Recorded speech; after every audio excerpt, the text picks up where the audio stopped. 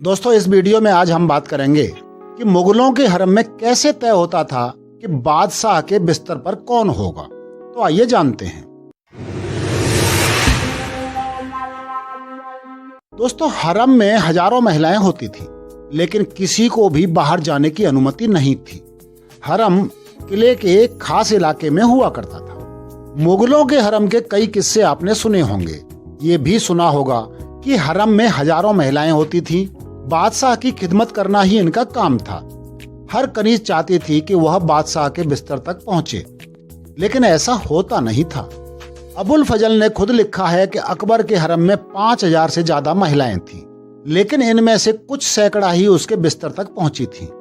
दिलचस्प बात यह है कि बादशाह की बेगमों और हजारों महिलाओं के बीच सिर्फ एक ही महिला होती थी जिसे ये मौका मिलता था। लेकिन ये कैसे तय होता था कि बादशाह के बिस्तर पर होगा कौन?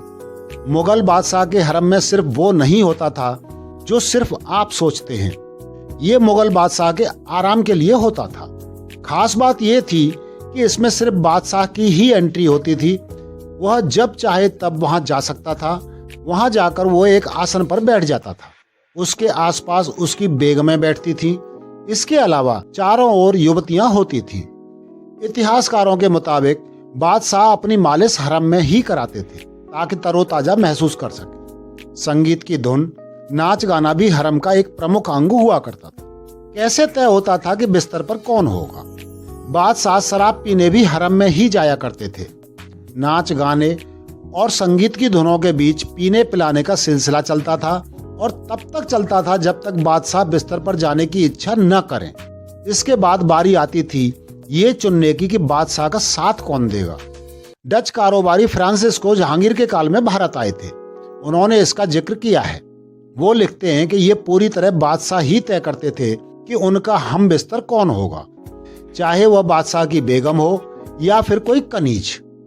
खास बात यह थी कि बादशाह की इच्छा के खिलाफ कोई नहीं जा सकता था। हरम से बाहर जाने का मतलब मौत। हरम में हजारों महिलाएं थीं, लेकिन किसी को भी बाहर जाने की अनुमति नहीं थी। रानियां भी बादशाह की मर्जी से ही बाहर जा सकती थी। हरम किले के एक खास इलाके में हुआ करता था जहां सिर्फ मुगल बादशाह ही जा सकता था। वहां जाने की हिमाकत करने भर के लिए मौत की सजा मुकर्रर थी। जो महिलाएं हरम में थीं वो भी चार दीवारी के बीच ही जिंदगी गुजारती थीं। यदि कोई वहां से निकलता था या भागता था तो उसे मार दिया जाता था। कनीजों को सजा देती थी रानियां। हरम में बंद महिलाओं को सारी सुविधाएं उपलब्ध कराई जाती थी। यदि बेगम के साथ बैठे बादशाह को कोई कनीज पसंद आ जाती थी तो वह दोबारा दिखती नहीं थी। उसे वह रानी ही मरवा देती थी ताकि बादशाह उसे दोबारा न पुकारे। यह एक तरीके से बदला लेने का तरीका भी था।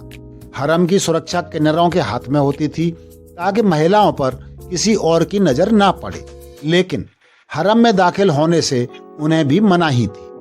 तो दोस्तों, ये जानकारी थी मुगलों के हरम के बारे में।